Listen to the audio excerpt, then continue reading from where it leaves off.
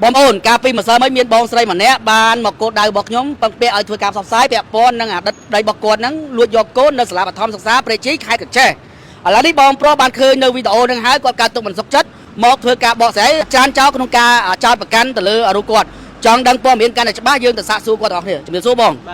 บองเป็นช่วยอยู่มาได้บองบุตรอายุ39 ឆ្នាំสักไงช่วยบองពីមុនជួយរថយន្តឥឡូវធ្វើការបើកឡានដាក់ចិនបងដោយសារការពីមកសើមិញអាដិតប្រពន្ធបបងហ្នឹងគាត់មកធ្វើការបកស្រាយតើគាត់ហ្នឹងគឺជាអតីតប្រពន្ធបបងពិតប្រាកដឬយ៉ាងណាដែរបងពីមុនអតីតប្រពន្ធពិតប្រាកដតែឥឡូវយើងបែងចែកលេងលះដាច់ស្រេចហើយលេងលះដាច់ស្រេចតាំងពីឆ្នាំ2021ពេលដែលបងស្រឡាញ់គ្នាជាមួយគាត់ជាប្តីប្រពន្ធតើបងបន្សល់កូនប៉ុន្មាននៅក្នុងបន្ទប់2នាក់កូនស្រីប៉ុន្មានបងស្រីទាំង2នាក់ស្រីទាំង2នាក់កូនពៅអាយុប៉ុន្មានកូនបងអាយុប៉ុន្មានកូនបងឡើយអាយុ10 ឆ្នាំហើយ10 ឆ្នាំហើយបាទតែបងស្រីការពីម្សិលមិញលើកឡើងថាបងទៅលួចយកកូននៅសាលាបឋមសិក្សាព្រៃជីដែលកំពុងរៀនហ្នឹងតើបងយកកូនបងឬក៏កូនពៅ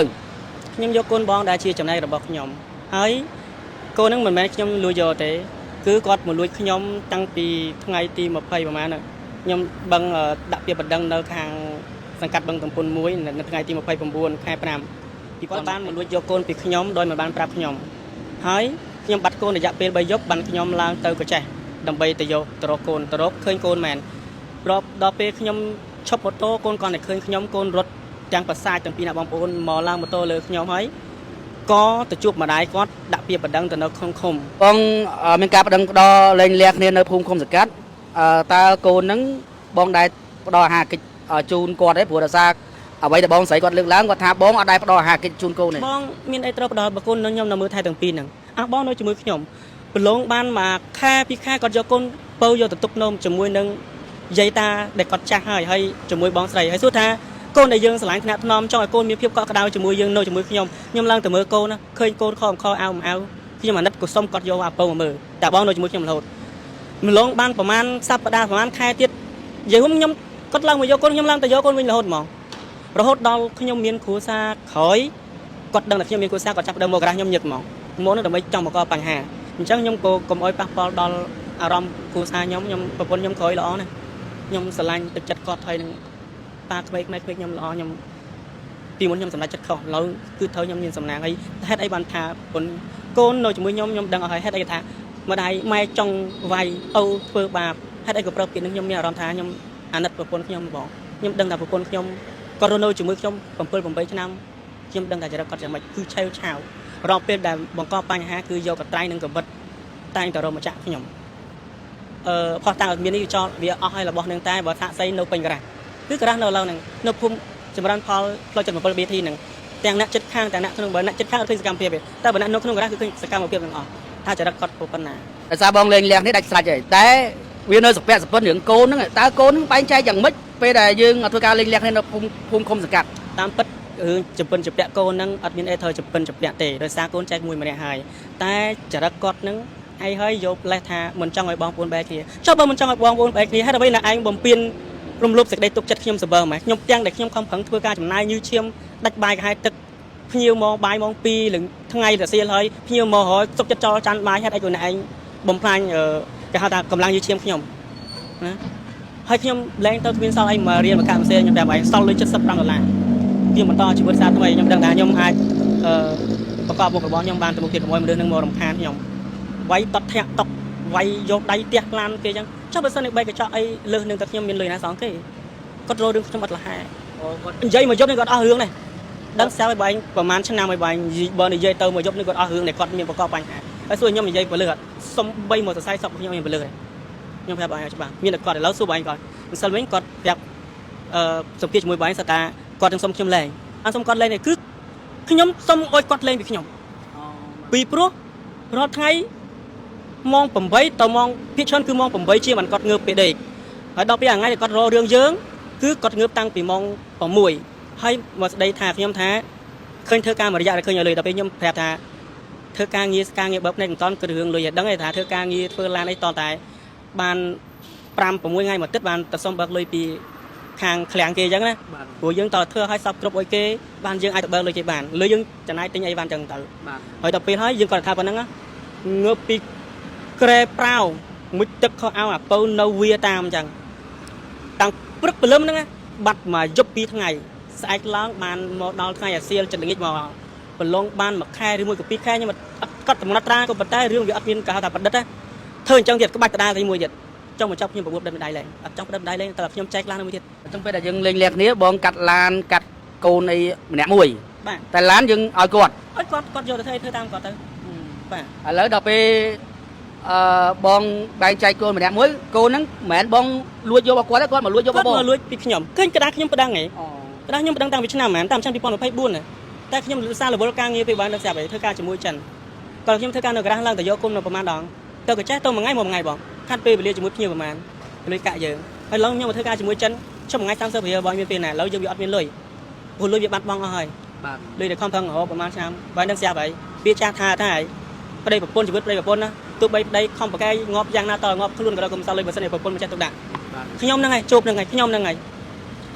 ខ្ញុំស្ដាយលុយស្ដាយមកខ្ញុំឲ្យពេលហ្នឹងលុយអាចទៅហៅបានទៀតគិតអញ្ចឹងសំខាន់គឺកូនមានណាបើកូនយកថានឹងគាត់ណាខ្ញុំខ្លាចជាងឲ្យកូនទៅនៅជាមួយយាយតាទៀតព្រោះគាត់ហឹង្សាគាត់ហឹង្សាមកចោះតែយើងហឹង្សាឪពុកម្ដាយណាមិនវាយកូនខ្ញុំវាយកូនមិនពេលពៀនបដាប់ពហិនអសចេះទៅវាយទៅរឿងកូនលើសួរបងប្អូនដែលនៅក្នុងប្រទេសកម្ពុជាសូគេបាននិយាយទេសួរថាមានឪពុកម្ដាយមួយចំនួនណាដែលពហិនកូនឲ្យអត់បានវាយអានេះវាជារឿងឆេវឆាវទេតែយើងណាទៅងាប់រស់ជាមួយកូនហើយធម្មតាអបកសបសិតសក់ណាសិតសក់រៀបចំខ្លួនប្រាំឲ្យកូនទៅយើងធម្មតាអបកសបធម្មតាអានវាជារឿងធម្មជាតិតែយើងវាអានេះក៏ហៅថាអារម្មណ៍តែយើងមិនមែនតដេរឆានណានឹងខ្ញុំបញ្ជាក់ឲ្យច្បាស់អញ្ចឹងហើយកូននេះចែកគ្នាមួយម្នាក់ទាំងអស់ដឹងលឺទាំងអស់ឲ្យផ្ដិតមេដៃផ្ដិតអីនិយាយថ្ងៃខែអីលេខអត្តសញ្ញាណប័ណ្ណអីមានទាំងអស់ហើយមិនមែនលេងសើចទេអញ្ចឹងអ្នកឯងជាអ្នកបំពេញច្បាប់មើងងាយច្បាប់បាត់ទៅហើយទោះបីគាត់ធ្វើមេភូមិក៏ដោយតែអានេះគឺជាការងាររបស់គាត់ណាការងារគាត់ដែលគាត់ខំចំណាយពេលវេលាដែលគាត់មកធ្វើឯកសារឲ្យយើងឲ្យដឹងលឺនេះហើយហេតុអ្វីបានកូនចែកគ្នាមួយម្នាក់ឯងគាត់មកយកមកលេងកូនហើយយកកូនទៅបាត់ចឹងហើយធម្មតាបើមកដល់លេងកូន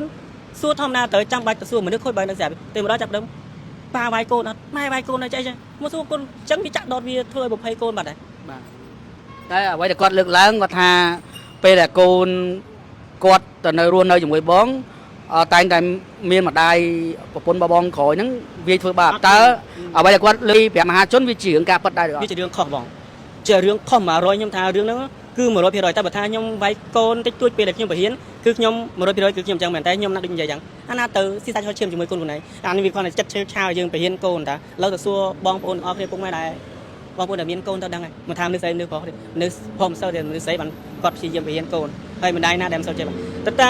ៅតាមសួរតាមណាសុខខែតាណាដែលមិនវាយកូនហើយបើថាចំណែកឲ្យគ្រួសារខ្ញុំនេះ100%គឺខ្ញុំសុំប្រកែកគឺមកតែ40សក់មិនបានទេដោយសារប្រពន្ធខ្ញុំងើបទៅលុបកាទៀម៉ោង3កន្លះព្រឹកឡើងម៉ោង12មកដល់បន្ទប់សម្រាប់ម៉ោង2ទៅធ្វើការម៉ោង5ជាងបានចេញមកហើយមានពេលណាកូនគឺនៅជាមួយខ្ញុំទាំងអស់ទេគឺមនុស្សចាស់នឹងទេដែលនិយាយបខូចខ្លួនគាត់នោះខ្ញុំសូមនិយាយច្បាស់អញ្ចឹងគឺគាត់ទេបងប្រពន្ធក្រោយរបស់បងពេលដែលបងជឿរើសគាត់ជាគូអនាគតតើគាត់មានដឹងជីវប្រវត្តិបងថាបងធ្លាប់មានប្រពន្ធមានកូនទេដឹងទាំងអស់គ្រប់គ្នាដឹងទាំងសងខាងហ្មងដឹងទាំងសងខាងបងបានប្រាប់គាត់ត្រង់ដែរបាទទទួលយកបានពីគ្រួសារបងហើយ 100% គាត់ទទួលយកបានទាំងអស់ 100% ខ្ញុំជាឪពុកខ្ញុំចង់មានទំនួលខុសត្រូវថាបានកើតគ្នាមកហើយយើងត្រូវមើលថែបីបាយគ្នាដល់បើយើងអត់មានតាលុយកាក់ធនធានអីឲ្យយើងបានស្បល់ភាពកក់ក្ដៅឲ្យគ្នាទៅការស្លៀកពាក់សមរម្យឲ្យគាត់ទៅនៅស្រុកមែនណាសក់ក្បាលរឿងក៏ជ្រឹះខំខអៅខ្លួនប្រាណបើបងអត់ជឿចាំមើលខ្ញុំឲ្យមើលទូរស័ព្ទខ្ញុំតើរូបភាពដែលកូននៅជាមួយខ្ញុំតាំងពីតូចតាំងពីអ្នកហ្នឹងហើយនឹងរូបភាពដែលគាត់ទៅនៅជាមួយនឹងយាយតាតើរូបភាពកូនខ្ញុំទៅជាយ៉ាងណាអូចាំមានន័យថាកូនដែលរស់នៅអតីតប្រពន្ធបងហ្នឹងគឺមិនមែនរស់នៅជាមួយគាត់ទេគាត់យកទៅផ្ញើនៅយាយតានៅនឹងយាយតាបើដឹងស្រាប់គាត់ចាស់គាត់ទៅមិនកើតហើយបាយណារឿងបាយទឹកយើងដឹងបាយទឹកហើយសត្វក៏វាចេះហូបបាយដែរតែម្ចាស់ឲ្យចំណីគឺហូបហើយចុះភាពកក់ក្ដៅដែលយើងធ្លាប់ថ្នាក់ថ្នមកូនយប់ឡើងដេកងភ្ញាក់មកស្ទាបកូនក្ដៅខ្លួនអត់ហ្នឹងចាអានឹងវាបាត់តំណឲ្យពួកខ្ញុំវាអញ្ចឹងខ្ញុំនៅជាមួយកូនតែខ្ញុំភ្ញាក់ពេលណាគឺខ្ញុំស្ទាបកូនពេលនឹងខ្លាចខ្លួនក្ដៅហើយសួរថាទឹកចិត្តខ្ញុំប្រពន្ធណាហើយចុះហេតុអ្វីគាត់ជាម្ដាយនេះគាត់ចិត្តជាម្ដាយនេះគាត់ដឹងតែខ្ញុំស្រឡាញ់កូនអញ្ចឹងគាត់យកកូនធ្វើឈ្នន់គាត់យកកូនទៅណែទៅនោះខ្ញុំតាមវិលក្បងណាបងទឹកចិត្តខ្ញុំជាឪពុកណាដូចខ្ញុំនិយាយអញ្ចឹងហើយឥឡូវខ្ញុំនៅកូនជាមួយខ្ញុំពួកខ្ញុំឲ្យរៀនសាលាឯកជនឲ្យរៀនសាលារដ្ឋធម្មតាហើយខ្ញុំមកនេះឲ្យកូនចុះឈ្មោះរៀនអង់គ្លេសខ្ញុំឲ្យជិះឡានខ្ញុំឲ្យរៀនសាលារដ្ឋ ថ្ងៃឡើងខ្ញុំឲ្យកូនជិះឡានទៅរៀនសាលាឯកជនអង់គ្លេសខ្ញុំអត់មានអ្វីចែកកូនទេព្រោះពេលនេះវាចង់រលាអស់ហើយត្រួយរលាស់ហើយតែគិតចង់បាត់ហើយហ្នឹងធ្លាប់រស់ស៊ីមានសមត្ថភាពរស់ស៊ីខ្លួនឯងហើយឥឡូវវាទៅអញ្ចឹងទៅចិត្តជាយ៉ាងណាថ្ងៃបើឡានទាំងចិត្តតែដងបងធ្លាប់រស់ស៊ីខ្លួនឯងដល់ពេលមកធ្វើការតំបន់មកកែបានលុយហើយឥឡូវមកបំផ្លាញកិត្តិយសខ្ញុំមិនចង់ផ្សាយឲ្យសាធារណជនគេបានដឹងទេខ្ញុំខ្លាចអានឹងហើយឥឡូវជៀសមិនបានឥឡូវខ្ញុំមកស្អុយឈ្មោះនៅក្នុងបណ្ដាញអត់ប្រយោជន៍ខ្ញុំអត់ចង់អញ្ចឹងទេខ្ញុំធ្វើមនុស្សខ្ញុំមិនចង់វាមានបញ្ហាខ្ញុំដូចខ្ញុំប្រាប់បងអញ្ចឹងអាយុ40ស្អែកហើយខ្ញុំ30ឆ្នាំជាងខ្ញុំមិនដែលបង្កបញ្ហាមួយដែលឲ្យមានការរំខានឲ្យយូរមកខ្ញុំអត់ចង់ បទជនជាទីគោរពបាទបងប្រុសដែលគាត់គឺជាអតីតប្តីហើយបានយកកូនពីសាលាបឋមសិក្សាព្រៃជីកខេត្តកញ្ចេះមកមើលថែទាំបាទកូនមកគាត់វិញត្រូវបានបងស្រីកាលពីម្សិលមិញគាត់មកសុំធ្វើបទសភាលើកឡើងថាអតីតប្តីយកកូនគាត់ដោយមិនបានជូនដំណឹងមិនដែលផ្ដល់អាហារកិច្ចជូនកូនគាត់ទេនេះតាមអ្វីដែលការលើកឡើងទេឥឡូវបងប្រុសគាត់បានតាក់ទងមកខ្ញុំធ្វើការបកស្រាយអញ្ចឹងសង្ឃឹមថាពុកម៉ែបងប្អូននឹងរីកពិចារណាគ្មានក្រុមគ្រួសារណាចង់រស់នៅជាមួយគ្នាចង់បែកបាក់គ្នាទេបាទគឺចង់នៅយូរអង្វែងដល់ថ្ងៃអវសានឈឺចាស់ស្លាប់រៀងខ្លួនហើយក្នុងរង្វង់គ្រួសារដែលបែកបាក់គ្នាប្តីនិងប្រពន្ធពេលដែលបែកបាក់គ្នាគឺជាមនុស្សឆ្ងាយពីគ្នាហ្មងតែកូនគឺនៅតែដំណក់ឈាមបាទរបស់ពុកនិងម្ដាយគ្រប់រូបអញ្ចឹងនេះជាមេរៀនផងដែរសម្រាប់បងប្អូនដែលបានចាប់ដៃគ្នាបាទរស់នៅជាមួយគ្នាសាងសុភមង្គលបង្កើតជាក្រុមគ្រួសារហើយយើងត្រូវចេះមើលថែគ្នាស្រឡាញ់គ្នាឲ្យចេះបារម្ភពីគ្នានិងយកចិត្តទុកដាក់ជាមួយគ្នាយ៉ាងណាមិញនេះជាអ្វីការលើកឡើងរបស់គាត់បងប្អូនធ្វើការបកស្រាយហើយខ្ញុំសូមនៅចំណុចកណ្ដាលខ្ញុំអត់ហ៊ានបញ្ចេញបញ្ចូលអីទេព្រោះដោយសារបញ្ហាផ្ទៃក្នុងគ្រួសាររបស់គាត់ហើយបើខុសត្រូវអីសូមបងប្អូនខន្តីអភ័យទោស